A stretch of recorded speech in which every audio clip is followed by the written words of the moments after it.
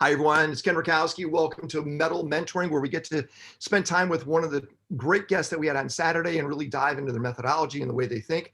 Michael Saylor is joining us, and I am so excited because, Michael, I actually just was reintroduced to you because your book was an eye-opener when I read it back in, I want to say it was 2013, maybe.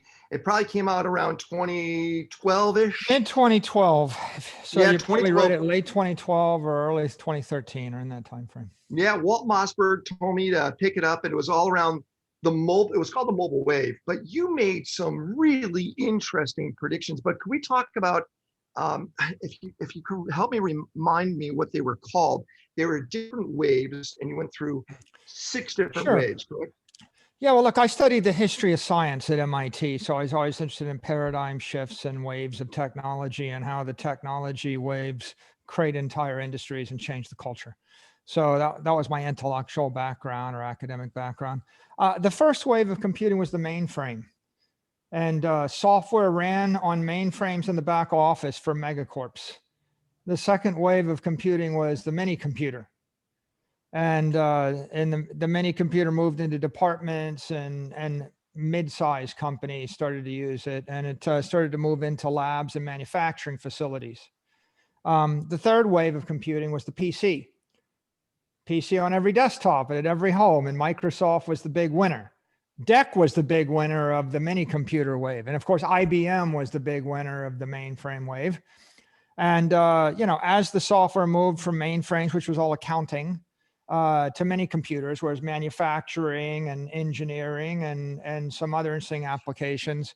When it got to the PC, we saw the explosion. The spreadsheet was the huge thing. Lotus was the big company. Microsoft came out of it.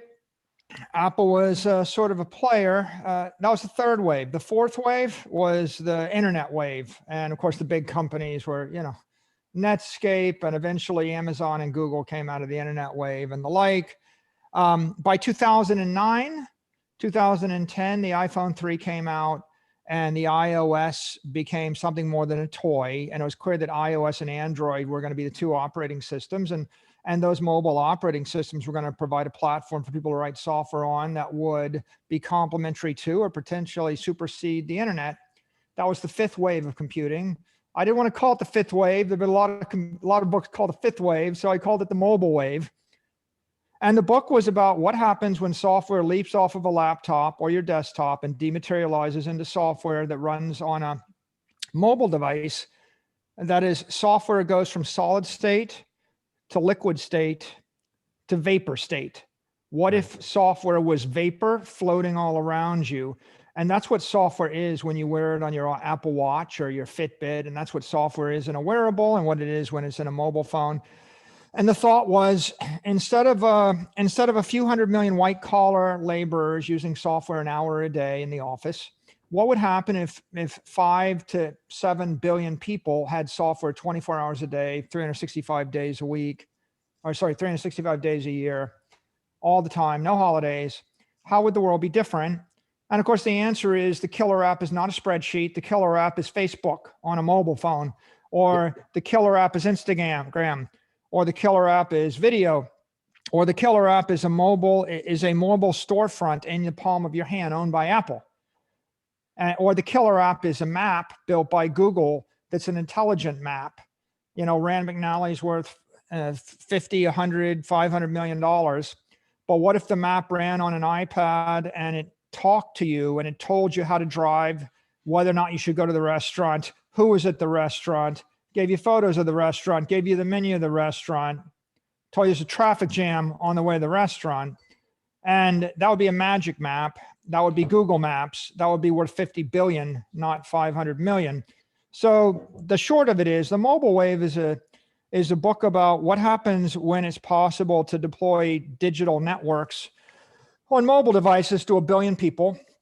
And what happens when you can ship a camera to 1 billion people overnight for a nickel, or a map to 1 billion people overnight for a nickel? And what happens if the map starts to not just gather information? I don't just dematerialize 50 million pages of maps. What if 1 billion devices we're sending telemetry back to the server telling you what the traffic speed was or the average speed on every highway everywhere on Earth, right? That would be something 1,000 times better than a map. Right. So the summary is of the mobile wave, if you read the book, I mean, it's interesting background and history of technology if you care about, but the summary was buy Apple, Amazon, Facebook, and Google because they're going to crush the world. Okay. And yeah, some people read it. You read the book. Most people didn't read the book. I made 50 grand writing the book. I took $50 million. I invested it in Apple, Amazon, Facebook, Google. That became $500 million. It wasn't hard. Right? It falls into a basic thesis. My technology investing strategy is very simple. Find a digital network, a dominant network that everybody on Earth needs, that nobody can stop, and that most people don't understand. And if 99% of the people disagree with you on Amazon in the year 2010, but you can't stop it, right? You're going to get 20x your money. And back in 2012, most people didn't believe in Apple, even though they couldn't stop it. They didn't believe in Amazon, even though they couldn't stop it. They didn't understand what Facebook was, even though they couldn't stop it. If you're actually investing in something which has 1 billion people and the ability to ship a good or a service or do something dematerialized for the cost of electricity, if you can invest in that, and if 99% of the world does not yet understand it or agree with you, then you're probably going to get 10x your money or 20x your money. That's been the story of the last decade. We're now at the end of that big tech trade, and we find ourselves wondering what happens in the next decade. And the answer is, we're about to see the creation of a big tech digital monetary network, the Facebook of money, a Facebook of money. And what is the Facebook of money? It's Bitcoin. You know, and if Rupert Murdoch showed up at Facebook, or if Rupert Murdoch uses Netflix, he gets charged $10 a month. When I use YouTube, I get charged $10 a month if I want to skip the ads. It costs a billionaire the same amount of money to use YouTube. When I buy an iPhone, it costs me the same amount of money that it costs for the taxi driver to buy an iPhone. We get the same deal.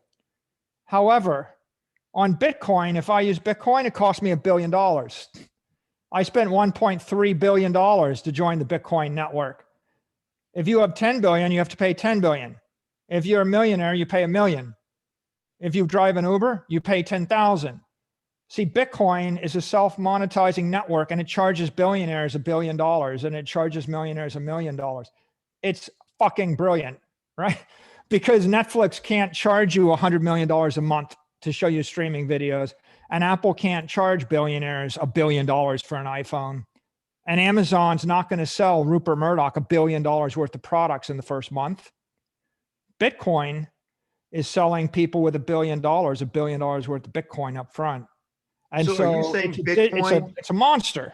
Are you saying Bitcoin is the sixth wave, or these Yep, tokenization I am. of everything? I would say the mobile wave was 2010 to 2020. I think we're in the virtual wave. I call it the virtual wave, the next decade. And I think the virtual wave manifests itself in two forms. With regard to products and services, the virtual wave is the complete virtualization of processes, meetings. Like we're meeting virtually. I want to, the Petersons is a beautiful family that plays bluegrass, and they upload their video and 800,000 people watch it in 1 hour, right? You're selling virtual music, virtual video, virtual everything on Twitter and YouTube and websites. And if you can, and Spotify, if you can dematerialize your product, then you can get 1,000 or 1,000,000 times as much acceleration on it, because you've taken out the mask. It moves at the speed of light. So the virtual wave is changing all the products and services. It means it's the rise of Netflix and Disney Plus and YouTube, and it's the fall of movie theaters and business hotels. And, for the Petersons to have 1 million fans in Branson, Missouri, and get discovered in 6 months, 50,000 small-time music bands that were playing to an audience of 100 have to lose their audience. Right. And so that's half the virtual wave, the P&L. The other half of the virtual wave is the balance sheet. Money is virtualizing. Monetary energy. Right now, there's $300 to $500 trillion of money, and it's sitting in 20th century assets like bonds, real estate, gold, silver, commodities, stocks, the like. Bitcoin is engineered money. It's digital money sitting on a dominant digital network, and $1 billion of Bitcoin can move at the speed of light around the earth 30 times an hour. $1 billion of gold is like 30,000 pounds of gold, and it would take you a year to relocate it, and it sits in a vault. And so what we've done is we've dematerialized the bearer asset, that thing called money. We put it into an instrument on a digital network that's decentralized, that's outside of the control of any company, any CEO, any government. And that serves as the basis of the emerging digital monetary network. It is the dominant digital monetary network. And that means that, in my opinion, every financial product, PayPal, Square, Apple Pay, every mobile wallet, every mutual fund, the PIMCOs, the BlackRocks, the Fidelities, they're going to have to plug into this monetary network. Why? Because Bitcoin is a thermodynamically sound money. You can't make any more of it. Everybody on earth wants a scarce store of value. They want a store of value that cannot be debased. And so if I plug Square Cash into Bitcoin, then everybody that uses Square gets a savings account that gives them a 200% tax-free yield. There's nowhere on earth, there's no bank on earth that'll give you 200% tax-free savings account. When Square does it, PayPal becomes not competitive. So PayPal has to do it. Now PayPal and Square give you 200% tax-free yield. Now what does Apple and Google do? What does JP Morgan and Citigroup and Bank of America do? JP Morgan gives you 20 basis point savings account. If you hold your money in a JP Morgan savings account for a decade, and the Fed prints 15% more money every year, which is the M2 money supply expansion, that means you're going to lose 75% of your purchasing power in a decade. So not only are you going to get 0% yield, you're going to lose 75% of your wealth if you store it in a savings account in a conventional bank. Ergo, what's going to happen? Everybody's got to start to plug into the thing that works. All the banks, all the mutual funds, all the big tech companies. By the way, corporations. My company had 500 million in cash. Well, if we kept it for a decade, it would be worth 125 million in purchasing power, right? If assets are not going up at 15% a year, when the Fed is printing 15% more currency every year, then your wealth is deteriorating. Houses cost 11% more this year than they cost last year. If you're not making 11% more, you're falling behind. And so I think people are starting to figure this out. If you're a company with cash and you hold it in cash, you're going to lose 15% of your purchasing power every year for a decade. That means you lose 75% of your shareholder value. So what do? We flip the cash to Bitcoin. Bitcoin doubles again, right? And now our stock goes from $120 a share up into the $500 a share range, because we're not sitting on a liability. Right? This sounds very brutal, and I'll shut up and take questions, but the brutal— I want you to be brutal. I want you to be honest. That's what's awesome about you. I just want to be very clear, right? If you have $1 billion in cash on a corporate balance sheet, it's a liability. Why? Because the EU Central Bank and the Fed is printing 15% more money, and between that and fractional reserve banking, we're flooding the market with cash. So cash is a liability. You need an asset. Bitcoin is an asset that's been going up 200% a year for the last decade. It's the best asset. There are other assets. You can buy scarce art. You can buy a football team. You can buy luxury real estate on the beach that you want to live in the rest of your life. Buy something that the Fed will not be able to print more of. And if you're going to buy a stock, you have to buy a stock that can grow its revenues or its cash flows faster than the 15% inflation rate. And when I say 15% inflation, I mean asset inflation. It's the cost of capital. So that's the challenge of investors.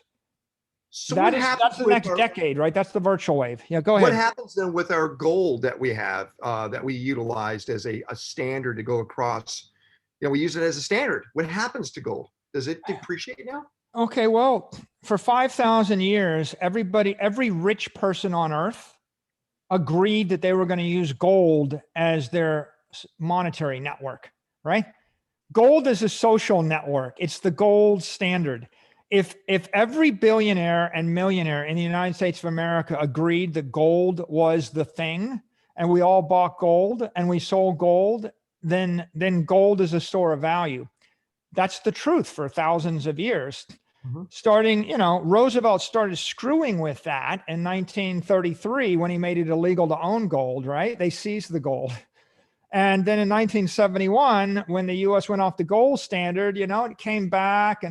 And the problem is we've been flirting with gold as a monetary network. The problem with gold is it doesn't move fast enough in the modern world, right? How do I move $1 billion of gold from New York to London over the weekend, right? Gold is too heavy. It's too slow. It's the bricks and mortar 20th century monetary network. It's the social network for rich people when we moved bricks of money around, right? Now we're in the 21st century. What if every billionaire in the country, like, do this thought experiment. What if 100 billionaires all agreed they were going to buy $1 billion of Bitcoin, and there was only 21 million Bitcoin, and they just split it 20 ways, and they all bought 1 million Bitcoin? Okay, then it becomes the monetary network. It becomes the social network, because not only does it get all their money, it also gets all their political power, all their marketing power. They use their newspapers to support it. They use their social networks to support it, right? They use their lawyers to support it. They use their lobbyists to support it. They're going to, we have a senator that likes Bitcoin. We have congressmen that like Bitcoin. The incoming head of the SEC is Gary Gensler. Do you know what Gary Gensler did in the 4 years while he was out of office? He taught a course on Bitcoin and cryptocurrency at MIT. Right? So there are regulators coming in that understand Bitcoin. There are, how many billionaires are there? I think that there's probably 50 right now. I don't think they're all publicly proclaimed. How many billion-dollar entities? You saw Guggenheim come in. You just saw BlackRock announce yesterday. BlackRock is, got $7 trillion in assets, and Larry Fink is the banker to the Fed. They were conducting all the Federal Reserve's, banking bond purchase programs. So here's my point. If why wouldn't you want a social network where you move money around at the speed of light in the most secure way in human history? And if we all agreed that that worked, wouldn't that be better than gold? And the answer is yeah. So okay. The question you got to ask is, well, has everybody with money and power agreed that Bitcoin is the answer? That's the question. That is the question. By the way, guys, if you have a question, you have to turn on your camera.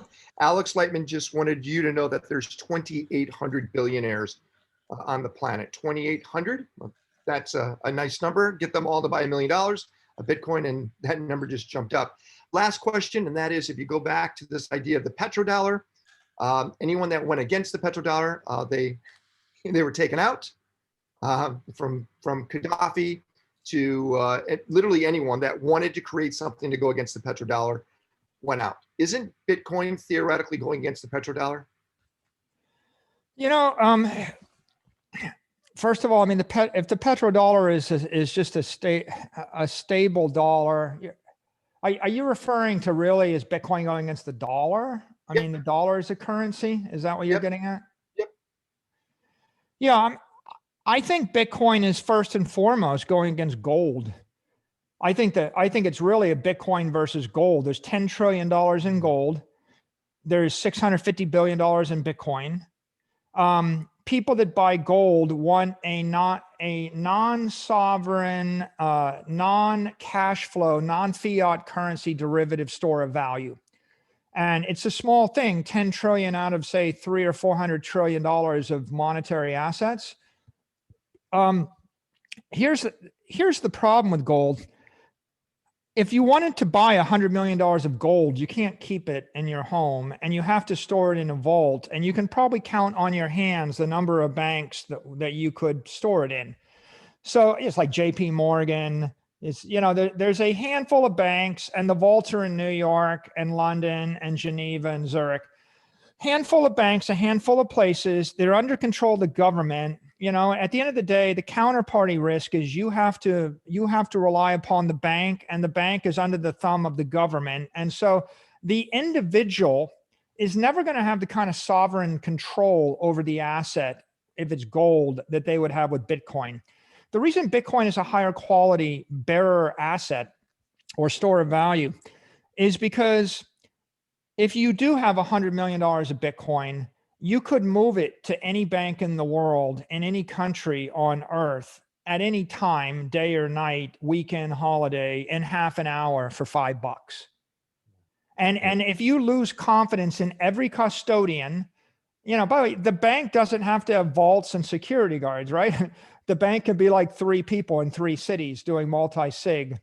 So there's a lot more banks. It's much more competitive. And when you lose confidence in every bank on earth, when you lose confidence in every government on earth, you can still take custody of it yourself, right? You have the option. I'm not telling you to do it, but I'm saying that we've never in the history of the world had a property where you could own $100 million of it and take custody of it yourself and move it to any country on earth in 30 minutes for $5.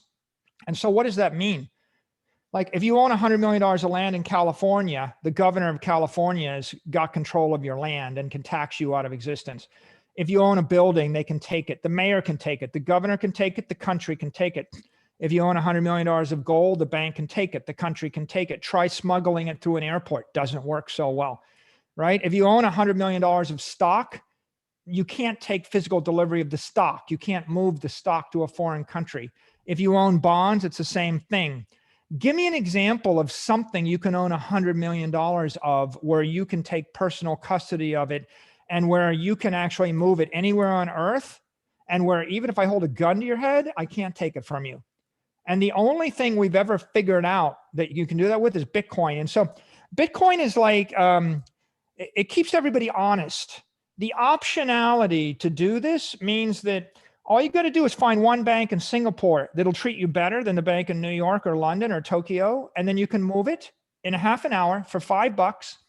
And what happens next? The bank in New York thinks, well, I guess we can't screw these guys over because they'll just move it to Singapore. And the guys in California say, well, I can't just tax all the Bitcoin in California. It'll move to Wyoming. It'll move to Singapore. It'll move to Malta. And at the end of the day, you can tell everybody to go fuck themselves. You can put it in your head, memorize the freaking key, right? And it's here.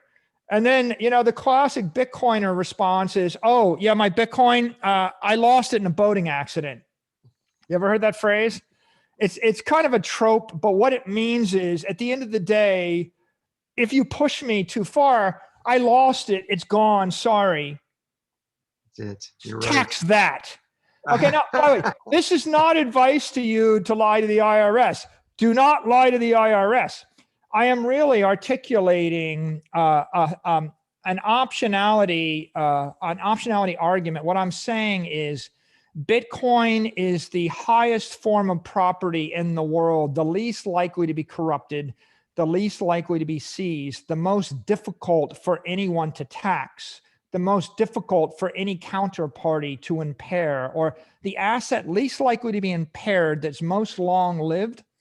That puts it at the top of the food chain. It's apex money. That's what gives it its power and its appeal as a store of value. Well, guys, let's go after some questions. And of course, I need your cameras on. And I just had dinner with this guy just now, Anthem. And Anthem, by the way, your family had a lot to do with the gold situation over the last, 30 or 40 years. So going from gold to Bitcoin, like I said, your family was very deep into gold. And you're a big Bitcoin fan. What's your question for Michael? Yeah, I'm humbled and grateful. Thank you for being an extreme hodler. You're helping us all achieve world peace. I kind of have like a 2-part question, but it's related. I kind of want to know what your definition of money is. And I kind of want to understand why you think Satoshis are money. when they're intellectual property software keys to the world's strongest clock or record keeping. And money is really third-party proxy defined value by some group of people, whether it be a forced marketplace like a government or others. So I just wanted to get some of your insights, and thank you. You're a hero of mine. I'm really, really grateful. And it was great having dinner with you tonight. And I think you remember, Ken, I said, when you asked about gold, I said, put it all in Bitcoin, right? I said, don't put anything in gold, right? So. Yeah, well, I think that Bitcoin is just an extraordinary thing, and it touches people at spiritual levels. And a lot of people see it as, you know, as a manifestation of time, as a manifestation of integrity, as truth, and we can get pretty deep there. I did a 9-part series on what is money with Robert Breedlove. It's posted on my website called, the website's michael.com, and it's posted there. You can find it on YouTube, and I'll save you the time and effort to go through it. My summary is money is monetary energy. And by monetary energy, I mean, it's the apex energy, or the social energy of the humanity. If you have kinetic energy, electrical energy, any kind of chemical energy or the like, you can convert it into money. And then if you have money, you can convert it back into those energies. So if I had $100 million worth of electricity, I could convert it into $100 million worth of Bitcoin. I could store it for a decade, then I could convert it back into electrical power at the prevailing market rate at the time. And I would think that'll probably be more than $100 million worth of electricity by then because of the way Bitcoin works. But money, monetary power, the power to do things. There's conservation of energy in the world. I can convert energy into mass into energy. I can convert $1 billion of money into property. I convert it into motion. I can convert it into power. I can convert it back. I think of Bitcoin as a monetary battery. Like if you had $100 million and you wanted to send it anywhere on Earth, you can't send $100 million of electricity from New York to Tokyo because you're limited by about 500 miles on the power lines. And if you send it 500 miles, you'll lose 4% on high voltage lines and 2% on the low voltage transform. So there's 6% degradation, and then you're stopped. If you wanted to move $500 million or $100 million worth of power from New York to Tokyo, you convert it into Bitcoin. You send the Bitcoin, you convert it back into yen, you buy the energy, right? That's how you move energy in space. I mean, it's a cool trick, saves you 6% interest or 6% cost, but it's not the best trick. The best trick is being able to spend $100 million worth of electricity 100 years into the future. Because if I store $100 million worth of electricity on a battery, you lose 2% a month. So you've got a 24% inflation rate or loss rate in a battery. And that means you're going to lose it all, right? In a decade, it's gone. You can't, and we all know you can't store electricity in a battery for a decade. But Bitcoin, on the other hand, will hold $100 million. You know, if you buy 100 Bitcoin, it'll still be 100 Bitcoin in 100 years. So you've got thermodynamically sound money, or you've got, in essence, a lossless energy battery. It works as a network to collect monetary energy, to store monetary energy, to channel monetary energy. And you can almost think of the voltage as the price of Bitcoin, or the force, the monetary force. As more and more people use it to store their monetary energy, the price goes up. The potential energy in the battery goes up. Right now it's 650. You can buy $650 billion worth of stuff, right? If you tap into all of that, as it goes up, there's more energy in it, and the energy flows. Right now there's $10 trillion of monetary energy in a gold battery, in gold. So as the energy flows, it's demonetizing gold, like demagnetizing something. The energy is flowing from one to the other, and that's how I view monetary energy. I would grant you there's a lot of other interpretations of Bitcoin for people that study it enough. There you go. Let's go to Teddy. Teddy, your question for Michael. Hey, Michael and Matthew, thanks for being with us. So my question is about Tether and the potential fraud of it not being backed one-to-one by the US dollar anymore, and the and the case that's going on with that, knowing that that's driving a lot of the market. So what Sure. are your thoughts on Tether and the future Um, of Tether? So first of all, I bought $1.3 billion worth of Bitcoin. The way I did it is I wired cash into a registered exchange or a regulated exchange. I bought the stuff. I put it in cold storage. I have talked to $100 billion entities. I know at least 10 of them that have bought 500 million or more Bitcoin. They all wire cash, US dollars normally, into regulated exchanges. They buy the Bitcoin. It goes into cold storage. Nobody's using Tether. Okay. Tether is a very successful FUD. Tether exists primarily as a settlement mechanism for exchanges, and mainly offshore exchanges after hours. If they want to settle between each other from Singapore to Malta and it's Saturday, they can't move it through US banks or the Fed wire system, and crypto traders or exchanges might be using it offshore, but it's not driving the market. Institutions, all the major institutions are driving the market. They're all pretty much wiring euros or dollars into exchanges and buying Bitcoin. I'll tell you, so I think it's like very successful FUD, but it's totally irrelevant to the business. One more thing. I have a Twitter account and I have someone posting this fuck all stupid "is Tether destroying Bitcoin" article. The guy's a moron, pardon my French, whoever wrote it. He probably hasn't bought $1 million of Bitcoin in his life. I don't think he knows how it works, but I clicked on it today and I should show you guys. It's being posted by this entity on Twitter that has 0 followers. Oh, okay. Do you understand? There's a bot on Twitter that spins up fake Twitter accounts with 0 followers and posts it probably 1 million times a day or something on everybody's Twitter feed. It's like, check out this article, check out this article, check out. It's been posted 27, 30, 40 times, and it's 0 follower non-people. So I really think that there's some kind of crypto scammer running a bot and campaign on Twitter to pump Tether. Tether's a stable coin.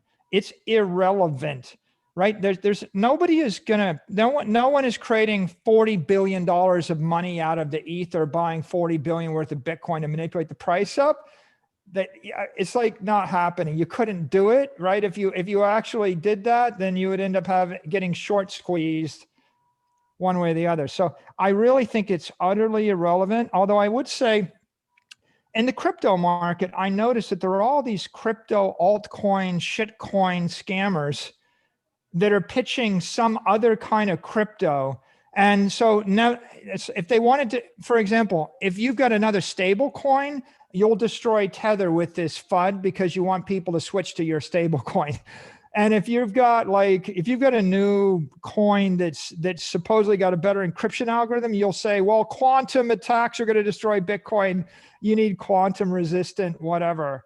And if you've got a privacy coin, then you'll hack on that. So I think a lot of the FUD, it comes from altcoins that are trying to scare people and they're trying to get them to sell something or buy something else. But for me, I read the stuff. It makes no sense whatsoever. It's utterly irrational. It kind of boils down to a random person has decided to buy $50 billion of Bitcoin and then dump it on the market. You should be afraid. And the answer is, I don't think so, right? That's ridiculous. Ron, go ahead. Great. Michael, a true honor, and you are absolutely a hero to me. My question is really about the regulators. And one reason is I have a bit of a twitch because I just went through 3 years with the SEC over crypto. And thankfully, it came out the other side, very happy. But I was bold enough to start one of a small public company under it. So no, I'm coming from that point of view. So I absolutely have 100% confidence in Bitcoin, in the technology, and in the future of Bitcoin, just as you've been describing. I am concerned that it becomes a at least perceived threat in Washington, D.C. And while they can't shut down the network, they could pass draconian laws about us. Now, again, I said you're my hero because you started the parade. And to me, that's insulation. The more that follow you, the more insulated we are. However, when people ask me, what's the risk of it going to zero? I guess I'd like your commentary on how far you think our government can go to regulate us over Bitcoin. So first of all, I think that the Bitcoin community has, and the crypto community has a lot of crypto anarchists, and they tend to wear their heart on their sleeve, and they get really worked up whenever any regulator says anything about Bitcoin, and they overreact and like this massive inflammatory overreaction. For example, if Janet Yellen and maybe is going to be the head of the Treasury, they'll scan every word said by Janet Yellen for the past decade, and they'll go, she said 3 sentences in 2013 that wasn't pro-Bitcoin. Or, there are people still posting that in 2013, I said something bad about Bitcoin, and they're still throwing it out there. So what's really been said, Christine Lagarde has said, we're concerned about stable coins. They don't want a stable coin euro moving, or they don't want to see hundreds of billions of dollars of euros moving on crypto rails outside of their AML KYC restrictions. So she said that. She said Bitcoin is a highly volatile asset. She said sometimes it gets used for malicious purposes. We don't want any funny business. And then maybe Yellen has parroted that, saying, we don't want any funny business. Okay, Mnuchin suggested that he'd like to actually have KYC, know your customer record keeping if someone wires more than it was like $10,000 a day to a private wallet, or $3,000, $3,000 you had to say you knew where the money was going. These are the kind of KYC, the anti-money laundering, know your customer rules that are wrapped around cash, stocks, bonds, real estate, gold. Pretty much everything on earth already has these things. The Bitcoin community blew up, but the fact of the matter is, if they wrapped KYC AML regs on private wallets tomorrow, it would be a net plus for every institution and every corporation. You'd probably see an avalanche, 10x, 100x as much money, because it's the fear of what might happen that keeps people from buying the thing.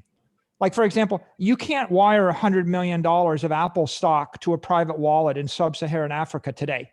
It doesn't undermine the value of Apple stock.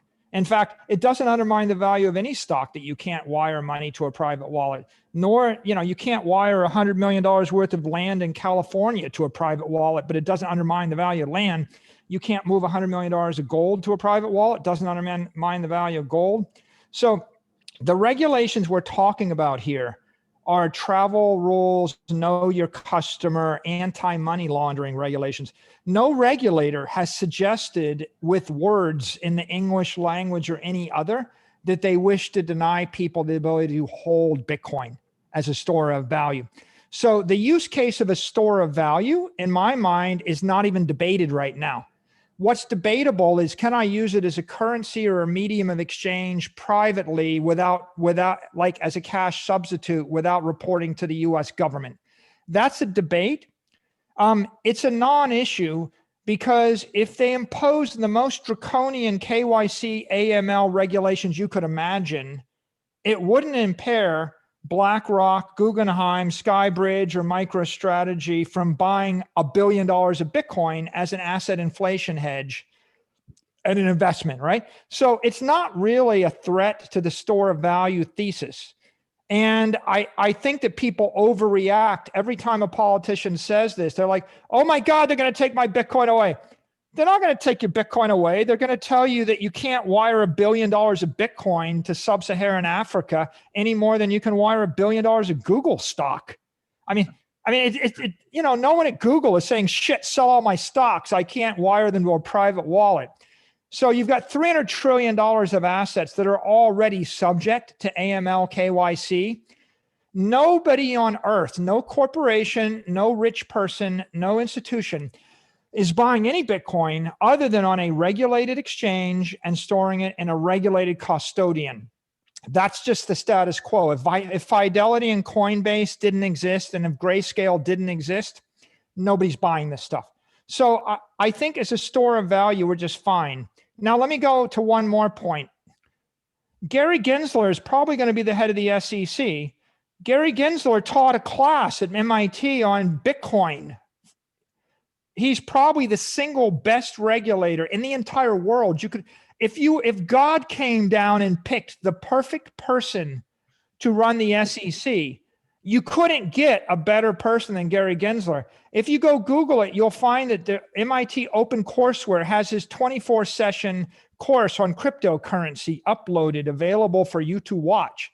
If you want to know what the SEC thinks about Bitcoin, watch Gary Gensler teach. I happen to have good relationships with MIT's Digital Currency Initiative. I'm a supporter of it. Oh, I wow. contribute to it. Yeah. I give them $1 million. And I asked them before the Biden transition took place, I said, what do you think? They said, well, Gary Gensler's on the transition team and he's really pro Bitcoin. So if he gets a role, that'll be good. Okay. So everybody likes him. The head of the OCC is well known in the crypto community and understands crypto and is supportive. I think the rumor is that the head of the CFTC is probably also going to be crypto sophisticated. So, in your worst nightmare, if Janet Yellen got up, what's she going to do? She's going to continue with Mnuchin's AML KYC rules. Don't wire billions of dollars to secret people. By the way, you know what that rule required? It means that if you wanted to take $100 million or $1 million off of an exchange into a private wallet, you would have to say it was yours, or you would have to say whose it was.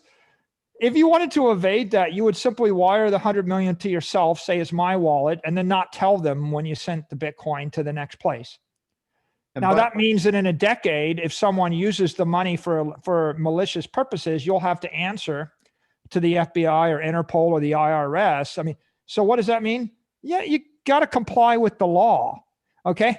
And so complying with the law is irritating to crypto anarchists, and that's why they make a big deal of it on Twitter. But complying with the law is not going to be a problem for corporations, institutions, and high net worth individuals, because I think they'll find a way to deal with that. So I really think all this regulatory FUD, it's just overblown.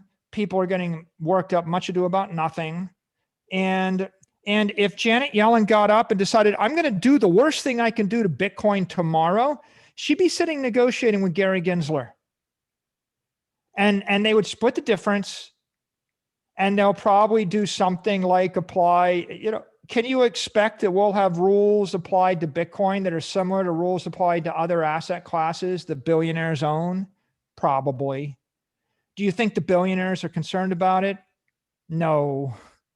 By the way, this is hot off the press, and I'll share it in just 2 seconds, because Ron, it's a really important question and topic, but they just released the written testimony of Janet Yellen, because everyone heard her words when when the transition happened the last couple of days, and they pick out the negative words like Michael's saying, and they create the FUD. But her written testimony was actually much more extensive than her oral testimony, and her written testimony is very balanced, right? It talks about the importance of these as technologies, the innovation they promise, how they can transform our financial system, while they can also be used for bad things, and we want to make sure we manage those two things accordingly. Like, I'm not going to read it word for word, but it's now out there, and I think it's a little bit to Michael's point of how this stuff gets contorted when it goes public. Look, the narrative that is forming is Bitcoin is the dominant digital asset network, and crypto assets are 1,000 times more efficient way to move money around, and 1,000 times more efficient as a underlying base layer for the 21st century financial systems of the world. And these are the messages that are being articulated by all of the more educated regulators, of which the Genslers are leading in that charge. Brian Brooks did a good job of sending that message that this is critical to the future leadership of the United States in 21st century fintech. This is going to be supported by Square, supported by PayPal, supported by Jack Dorsey, supported by Twitter, supported by, I could list names, but the point is, this is not crypto anarchists and gamblers offshore fighting for privacy and individual sovereignty. This is really technology. And if the United States does anything to impair the technology, they'll slow us down. So I think the watchword is regulatory clarity will accelerate the adoption of this new technology to the benefit of the United States, and it would be devastating to our national competitiveness to slow this down. So that's the high-minded tech message. The more political message is this is the most popular bipartisan asset class in the world. 100 million people own it, including a ton of Democrats, a ton of Republicans, and all your voters. You're not going to want to undermine their asset. And my last point is Bitcoin's got a senator and the Senate split 50-50. Bitcoin's got a congressional caucus. And so it's the best politically represented asset, in the world that I know of. I mean, no stock's got a senator. In fact, it's illegal for a senator to promote a stock. It's not illegal to promote Bitcoin because it has been regularized as property by the IRS and the SEC. And there's no sign of that changing. So I think there's FUD, but in fact, there's a lot of intelligent, very, very intelligent, exceeded my expectations, regulators coming in with the Biden administration. I think they're going to be more progressive, more thoughtful, more crypto informed than we've had at any point in time. And it should be very bullish for the asset class as far as I can see. I have not heard anything that anybody said that gave me pause. Okay, we got a few more minutes left. Keith Montgomery.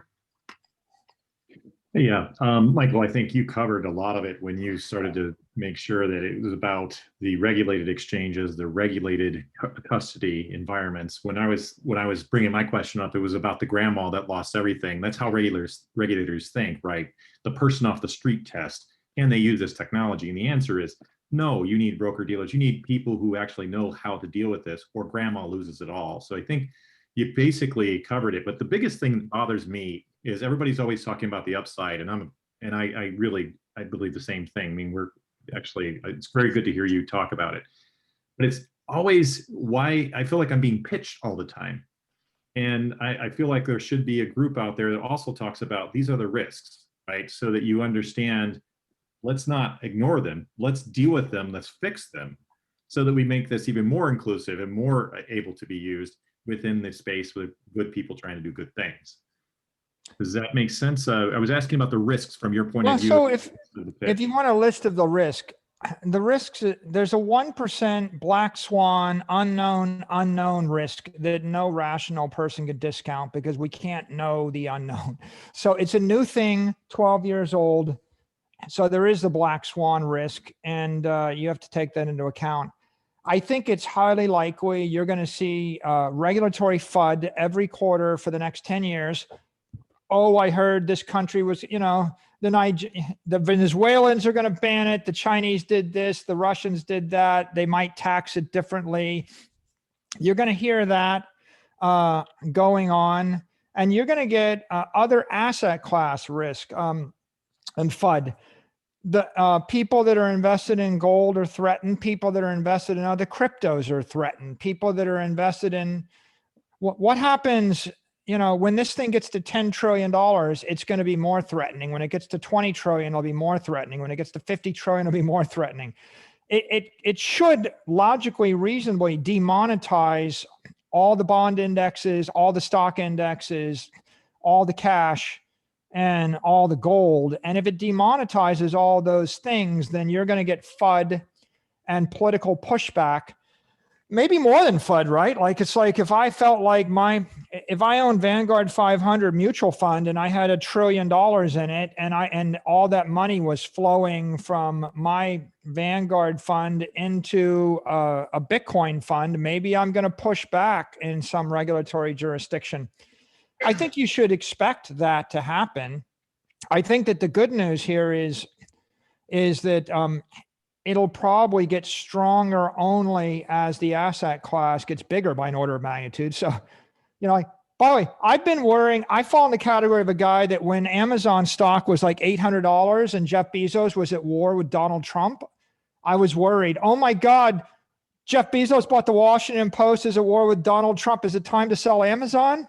You know how that story ended up, right? I mean, Amazon's at 3,200 and Jeff Bezos was at war with Donald Trump and Washington Post was at war with Donald Trump. And it would have been a big mistake, you know? By the way, last I checked, Jack Dorsey was at war with the president of the United States. So we know how that turned out, right? And so, yeah, there's going to be regulatory FUD and pushback and volatility. And the more successful it is, the more pushback there will be.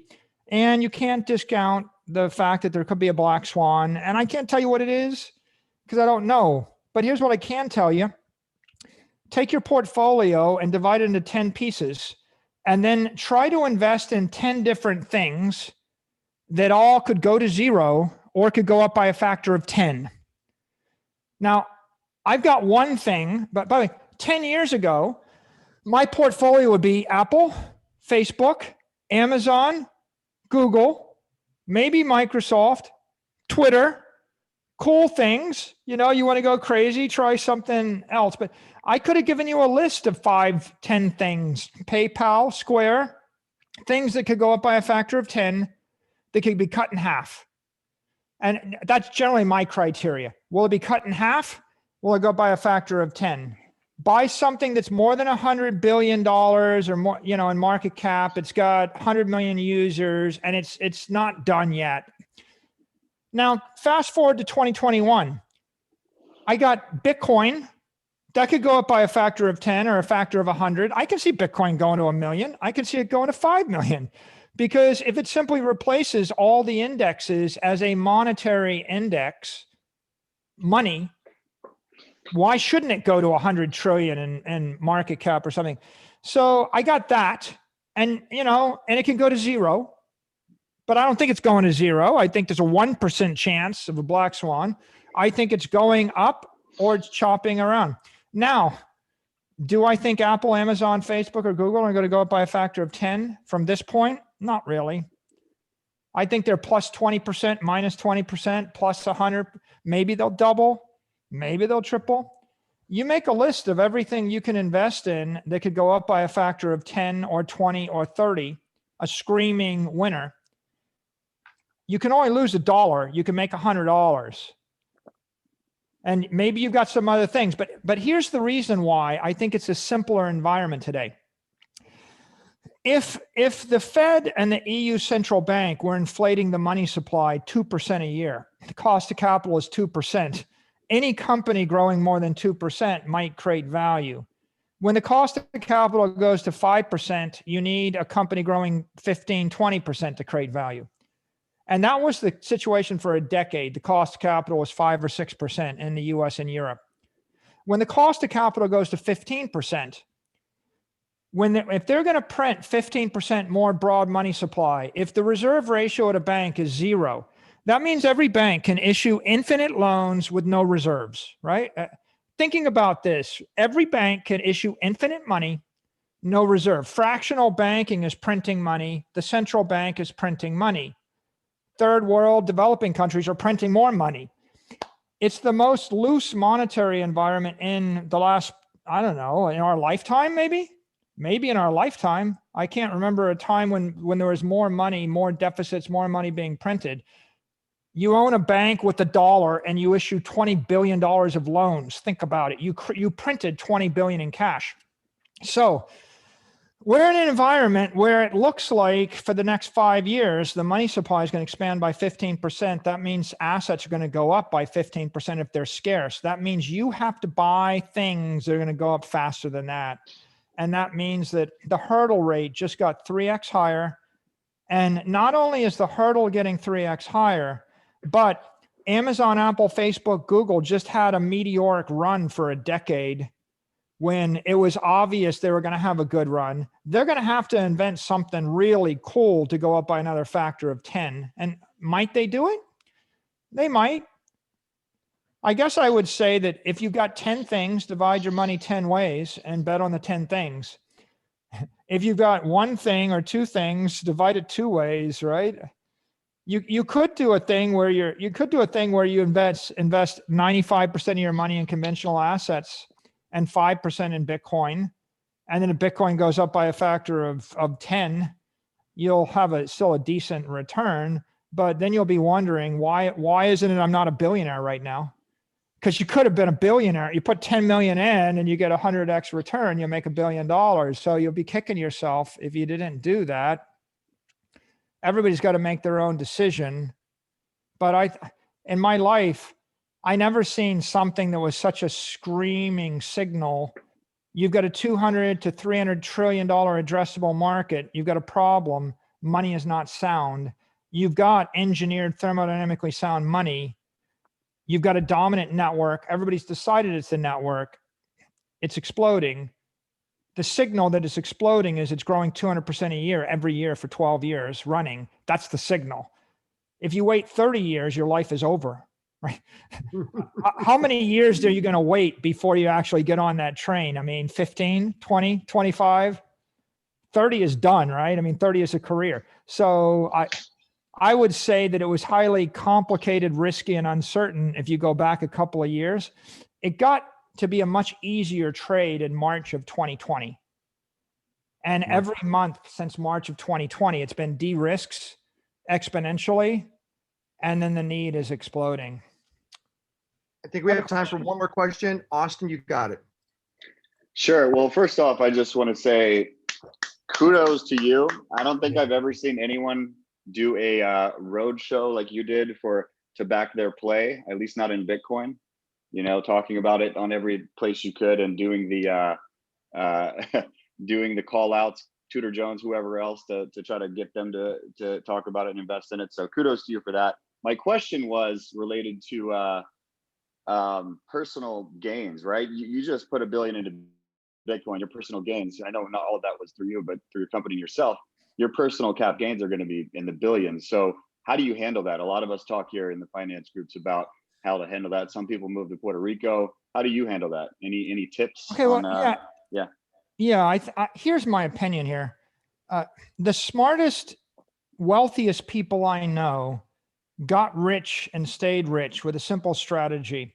You create or you buy assets that are high quality, pristine assets. You hold them forever. And when you need cash to live, you finance them, you borrow against them. Like I buy a football team and I hold it forever, and I borrow, and I have a good banking relationship with a bank and they loan me money at 3% or 2% interest. I buy a city block in New York City. I hold it 100 years. And then if the Fed prints 10% more money or 5% more money, the building goes up 5% in value if it's truly desirable. If you have assets that are scarce, desirable, and unimpaired, they're not impaired. You know, I use that criteria, right? Because like for 100 years, it was New York City real estate, and maybe New York's not the greatest bet this year, but football franchises, city blocks. If I had an unimpaired, Jeff Bezos held Amazon stock, Mark Zuckerberg held Facebook stock.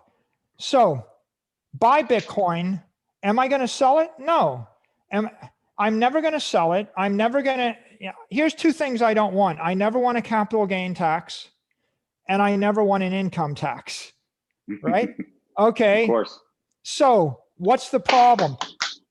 If I buy an asset and then I'm trading on it and generating yield, I could generate 30% yield, but then I owe 15%, I owe tax on it, right? So if I had $100 million and I trade it, I'm taking a lot of risk. I generate $30 million in yield. I pay 15 million in tax. I have 15 million after tax, and I'm trading it, and I've got all this execution risk. Right. If I hold 100 million and Bitcoin goes up, you fill in what you think it'll go up. It's been going up 200%, but if it went up 20%, the number wouldn't, if it was 5%, the answer wouldn't be different. Let's say it goes up by, it doubles a few times. Well, if it goes up 20% a year, every year, if I need money, I set up a relationship with a bank. And there are companies, some of the new emerging crypto exchanges will give you a loan. NYDIG will give you a loan. Genesis will give you a loan.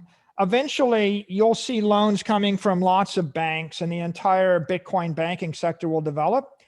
So take your $100 million, borrow $10 million, right now it'd be 5% interest. It wouldn't be 50 basis points because the sector isn't as competitive as in stocks. If I had $100 million of Apple stock, I could borrow at LIBOR plus 50 basis points, right? I could borrow $10 million and pay less than 1% interest on it. So Right. I would just, and if I told you the stock was going to go up 10% a year, you would just hold it forever. Yep. So why do I sell an asset? I sell it because it's impaired. If you have a company, it's impaired by a bad CEO. It's impaired by a bad product release. It's impaired because a regulator makes it illegal. If I have $100 million of land in California, why can't I do that? Well, I probably can, except for the fact I might get real estate taxed to death. The governor of California might impair it by passing a zoning law on it, right? If I have land and land gets taxed and it gets impaired, stocks have execution risk. On the other hand, Bitcoin, it doesn't have the property tax risk. It doesn't have the execution risk. There's no new product. It just exists to exist. So the strategy is simple. You buy it and you hold it for 100 years. But And you when got to you buy die- it in a place that doesn't allow you, like if you bought it at Coinbase and you moved it, you'd have to pay tax. So buy it in a place where they won't charge cap gains, No, right? If you move it. No, Yeah, right? you don't owe a tax if you buy if you bought $1 million on Coinbase and then you simply transferred it to custody or to your own wallet. There's no taxable event when you move the Bitcoin around in kind. The only taxable event is if you transfer it to another person. So if you sell it, that's taxable. If I buy $1 million that goes up to be worth 10 million and you sell it, then you owe capital gains on 9 million. If you give it to your daughter, or you give it to someone, you've got gift tax restrictions, just like any other property. If you buy $1 million of Bitcoin and you hold it and it becomes worth 100 million, you could sell it and you'd pay 30 million or 40 million in capital gains tax, have 60 million afterwards. But that'd be stupid because you would be better off to borrow $50 million against the 100 million or 20 million against it. If you borrow $20 million against $100 million in Bitcoin, pick any number, borrow 200,000 against $1 million in Bitcoin, your debt to equity ratio is 20%. Your expenses can go up by 20% a year, every year forever. As long as Bitcoin goes up faster than 20% a year on average, your debt to equity ratio falls. And you will, in essence, what you're doing is you're doubling your money every year while your debt to equity ratio falls. You never incur capital gains tax, short or long term. You never incur an income tax. You build up liabilities. And when you die, you're going to have borrowed $10 million against 50 million in assets or whatever the number is. And then you've got your estate tax issue you got to work through. And that's a different issue. But as an individual, the only reason, why would I ever sell the Patriots if I own the football team? Here's when I sell it. I sell it when I think that no one wants to watch football anymore. When football is an impaired franchise, I would sell it. But if I thought people were going to appreciate that thing for 1,000 years, I would never sell it. So there's risk in art. There's risk in every other asset. There's risk in New York City. People can leave the city. But Bitcoin is like, you're buying a block in cyberspace, 21 million blocks. There's no reason why it can't last for 1,000 years. Everybody wants to live there. There's no reason in theory why it should ever become impaired. Therefore, it's the longest duration asset. And there's no reason in theory why you should ever sell it. You should just get a good banking relationship to borrow against it. And that solves your tax issues. Michael, thank you so much for giving us this time. And just, I want to ask a very simple question. What is Bitcoin? No, I'm kidding.